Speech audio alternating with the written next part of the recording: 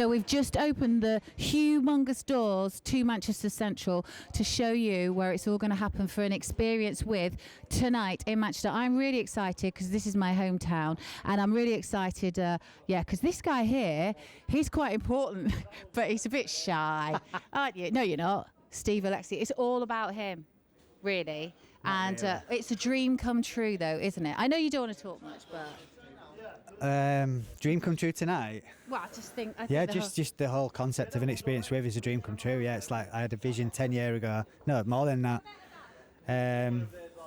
It's evolved into what we've got today through a lot of pain, a lot of failure, a lot of stress. You're almost like doing the story of Sylvester Stallone. The pain, the stress. I know. Massively. I know, I can see it in your eyes. It's so emotional for you because every time I see you, though, it's just that you well up, and I don't blame you. And I've known you 6 months or something, but I feel like your mother. We first met in the hotel, didn't we? Yeah, in a hotel. We had a coffee, and he told me his story, and I was like, this guy. First of all, he's got to do a documentary. If he is at the most emotive, if you're going to do a TED Talks, this is the guy to listen to, because if you want to believe in your dreams, this is the guy. Yeah, one day I'll tell the story in full, but basically 10 years ago, me and Lindsay, my wife, we're due my baby boy in any time. She's 36 weeks pregnant. Hot water, everyone. And I remember sat in the car outside the local shop. Literally, we didn't have any money, nothing. And she was pregnant with Elenia, our firstborn, 8-year-old, who's 8 now. She's like the light of my life. She's coming tonight. And I just like, what we're gonna do? We've got no money. We're living at my mum and dad's. What are we gonna do? So. This is on the back of a failed event in Greece, and then, I went to a bit of a spiral of depression and all that type of stuff. Got my head together, and she bought me The Secret, which I believe in with every breath of my body, the law of attraction. And then we went away to Portugal, and I wrote down on my pad my blueprint of what I wanted to create. I wanted to create some sort of events company, because I'd done them in the past. I knew I was good at that. Some sort of DJ agency and stuff like that. And I just had the blueprint there, and I just said, right, we're going to do this, Lindsay, in 10 years we're going to get to this point. And she's like, no way. And I said, trust me, we're going to do it. And I come back, and then, it's just evolved. You won't believe it. It's just crazy, really. It's all about self-belief, and it's writing that, and it's focusing, isn't it? And writing down what you want to do. And just getting up after failure. We've failed so much. You wouldn't even believe it. My dad stood there looking. He knows. He's been with me every step of the way. And, we had Sylvester here in Manchester 4 years ago at the MEN.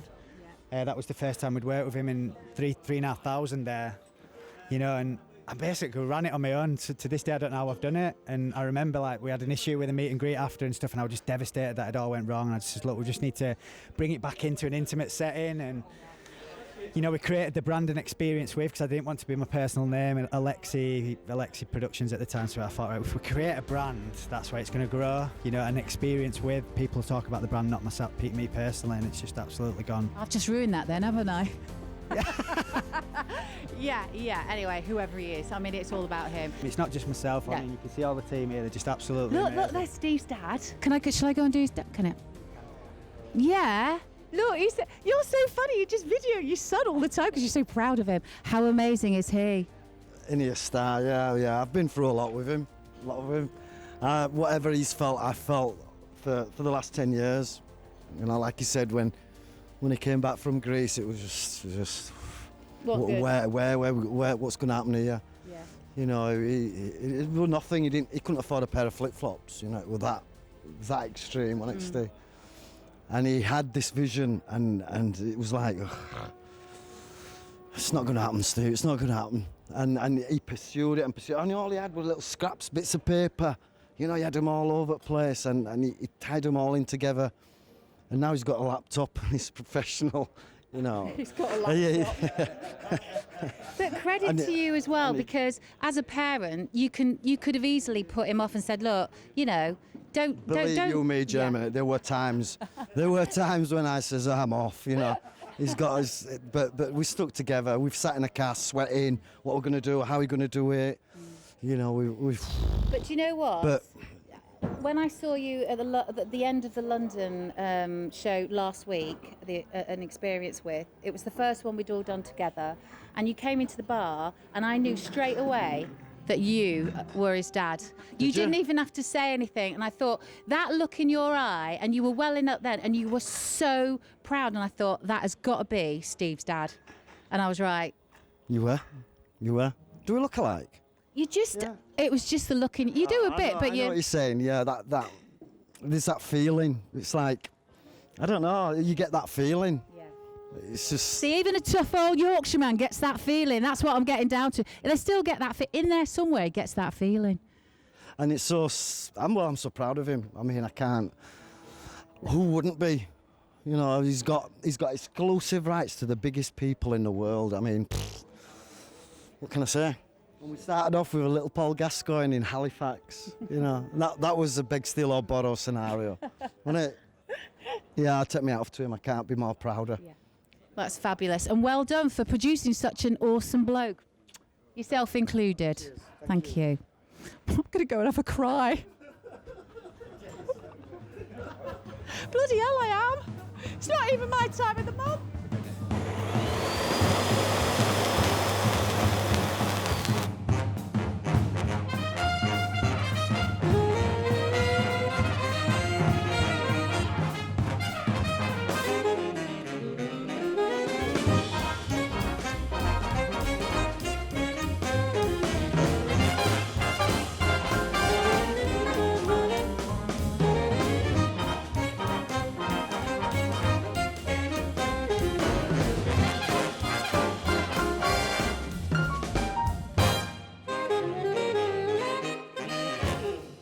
How this evening is going to go. We have not just Sylvester Stallone on the stage. We also have our grand auction this evening. You'll see the prizes over to my right-hand side. Some amazing pieces that you can take home with you this evening that have been signed by Sylvester Stallone tonight.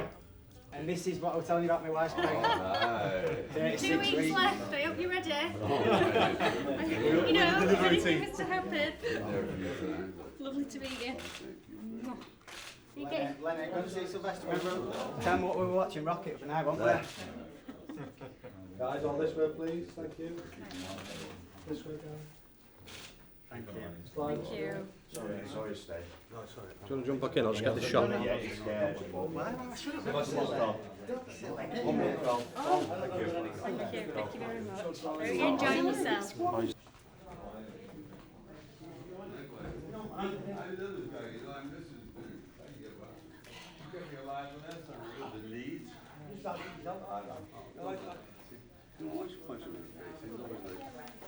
Hi, nice to see you again. It's good to see you again. Have some pie. All right, yeah.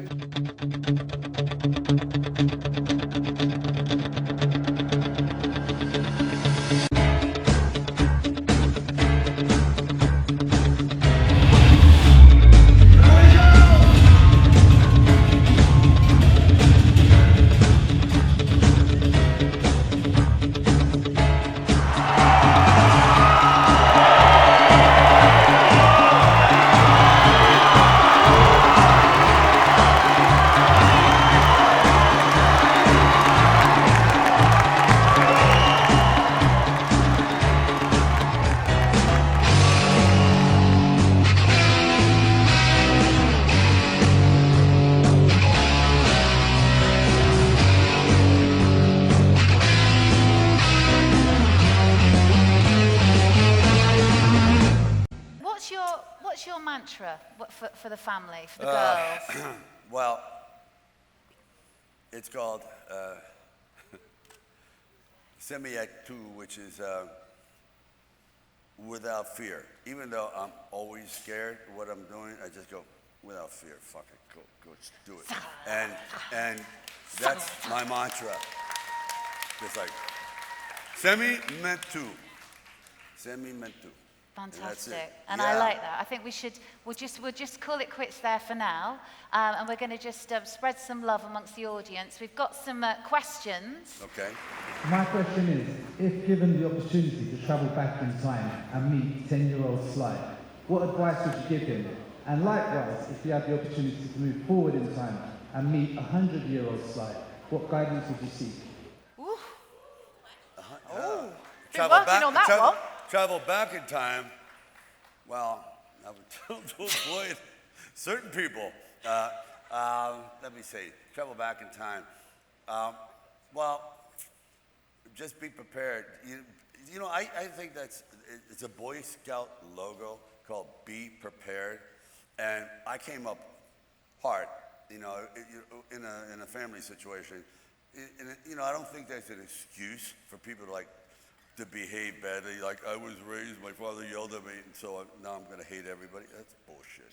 You know, you got to deal with your own problems and move on and not be like them. I'm so tired of it. I'm so tired of people laying that shit on the future. It's your problem. Everyone's got them. Either get rid of your problems or your problems get rid of you. That's it. It's not science. Not science. Anyway, I would tell the younger kid, be prepared. Because those who you think are your friends are not. The one that you think loves you forever isn't. And like, you know what I mean, it ain't all sunshine and roses. It's a mean and nasty world. And it will beat you to your knees if you let it. And for the future, yeah. Oof. For the future, man. Oh my God. Ugh. Oh, Jesus. I said, you know, the future is like, I don't know what you would even ask because all you got to do is relate it to your past. So I would just say, man, you know, thanks for the memories. See you around, and like, don't spend it all in one place because you are what you leave behind. So I would say thank you very much, future Sly. But there's really nothing you can tell me because I know it all. I learned the hard way, pal. Oh, I can't believe I'm seeing this. Thank you for speaking with me. You're an inspiration. I know the streets of Philadelphia have a special meaning to you. Do you think that, had it not been for your affiliation with the streets of Philly, that you could have penned such a meaningful script in Rocky that resonated with so many? I think you're absolutely right. I did something kind of foolish. I have a little ADD. I thought I was just dumb, but I was like, why am I reading this sentence 9 times? So I was 9 times slower than everyone in school. So I quit at 16. And I got a job driving a forklift by the docks. And there's a lot of rough characters around the docks. And I did that for about a year. And I thought, wow, this is not the life for me. So eventually I went back to school. But that year is when Philadelphia sunk into my being. I learned every street because I was driving trucks. I learned south, north. I mean, I really got into it. As a worker, I was working in freezers, unloading ships, you name it. Strike breaking, you name it. It was, of course, I had to drive through these strike things where they were having and then the guys would go, what are you doing? Oh, you're only 16, we'll let you go. Next time we'll kill you. I go, oh, okay, thank you very much. That guy. So you really learn the hard way, but yeah, that's what did it. So it's interesting how you take a negative like that, and if I hadn't done that, I could have never written about the streets of Philly. Absolutely, because that's exactly what we've seen. So great question, good question. Okay, so table two. Good evening, Clyde. I think it's time to get things serious with the question now. Who would win in a fight between yourself and Arnold Schwarzenegger? What? Versus RAMBO. Don't look at me. You're joking, right? Did he say? Did we mishear that?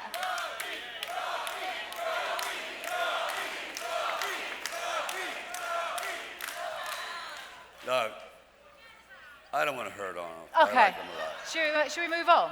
Yeah. Yeah, table 30, please. No, he's a great guy. He's all right. He's great song, but yeah. I'm much faster. Absolutely. Yeah. So, table 30. Hi, I just want to say thanks for letting us speak to you and meet one of our heroes.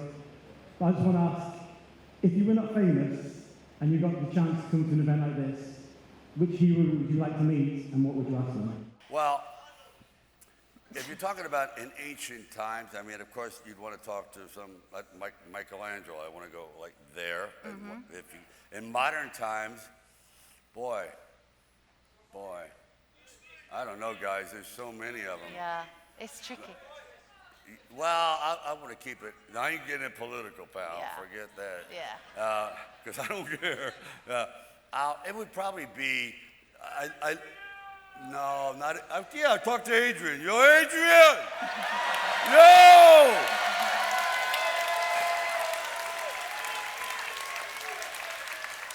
Absolutely. I love you. That was actually a tricky one as well, because you know you do that amazing sort of first kiss. Jennifer, it was a long time ago, and it was acting. But you know when you did that first kiss at the door? Yeah.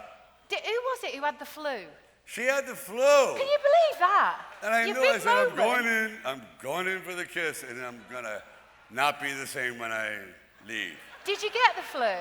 Yeah, I got the flu. No. Yeah, we just had hot and cold running snot. It was great. It was like, and it was all we were Talia's... stuck together like this. Anyway, she was even cute with the flu. Oh, She was. what a She was like beautiful unbelievable. lady. Yeah. When she walked in the office, I had been through about 5 different girls, and everyone just said, forget it. No, not through. Oh, I forgot what year we're in. Yeah. No, I had auditioned in public. Better. 5. Better.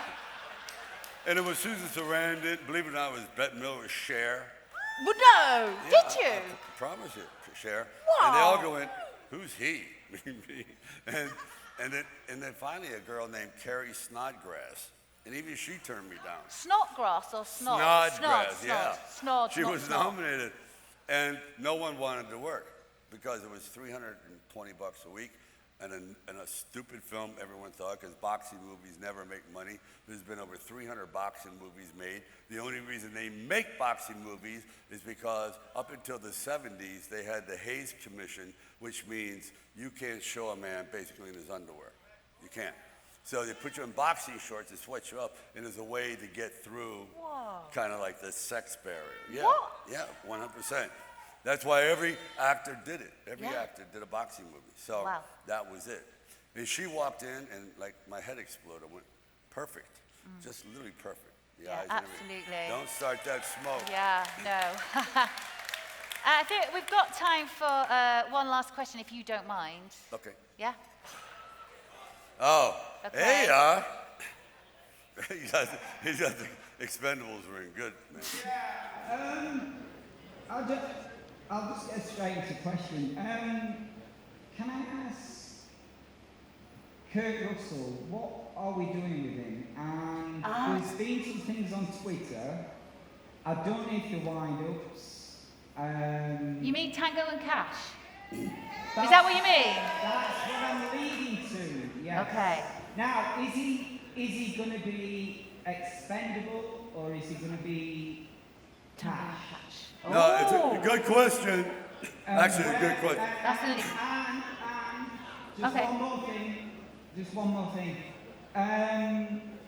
Seagal, what is the problem with him getting into Expendables? And be honest. Okay. Oh. Okay, well, 3 things there. no. Steven Seagal has a very, very serious issue with the producer. Okay. They go back a long time, and there's really bad blood. That's why that's never happened. Okay. It's not even in our hands. Kurt Russell, it's funny, I was talking to him yesterday because Warner Brothers, 2 days ago, I don't know why they want to do another Tango and Cash. Whoa! Yes! No. Look, I appreciate it, but I think, Kurt and I, what you saw on screen was who we are. We literally worked together, made it up as we went along, because the director basically quit. He went crazy. No, but Kurt said something. He goes, is it relevant anymore? Before, at least, like we were in prime and we looked a certain way with this and that, and it was the 80s or 90s, late 90s. He goes, today, I don't know if that's going to fly. I said, I don't know, Kurt, but they came to me, and believe me, studios don't come to you unless they really want it. So Whoa. he's going up to play Santa Claus. Okay. He's going to play Santa Claus, and when he comes back, I'll ask him again. We'll see. Well, just before we have to say goodbye to Sylvester, can I just say, last week, unfortunately, we saw the passing of Franco Colombo. Yeah. And you did make a tribute to him. And you said, we will never have a man like this again. No, you don't. But can I just say that honestly rings true for you too, Mr. Stallone? Oh. Think so? I think so. You're a legend. You're a legend. Thank you so much, ladies and gentlemen. Mr. Sylvester Stallone.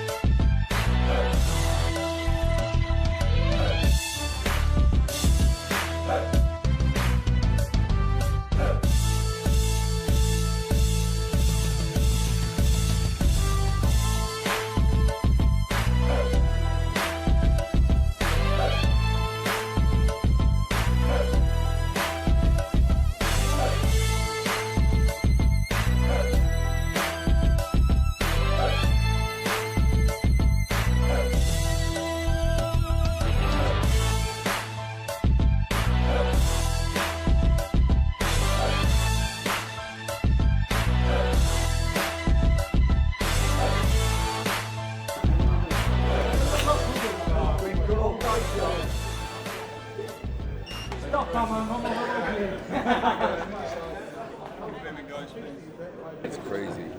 Those are all photographs. It's crazy. It's all photographs of you. I know, but it's So if we're lucky enough to get you back next year, I'll do you another one with. Yeah. So Willie, do we get the family here? Another character, huh? Another bunch of craziness. All right. Boss, thank you so much. Kevin? Yes, sir. That door, but No, I appreciate it. Thank you. Yeah, we're going to slow. We're going to go this way.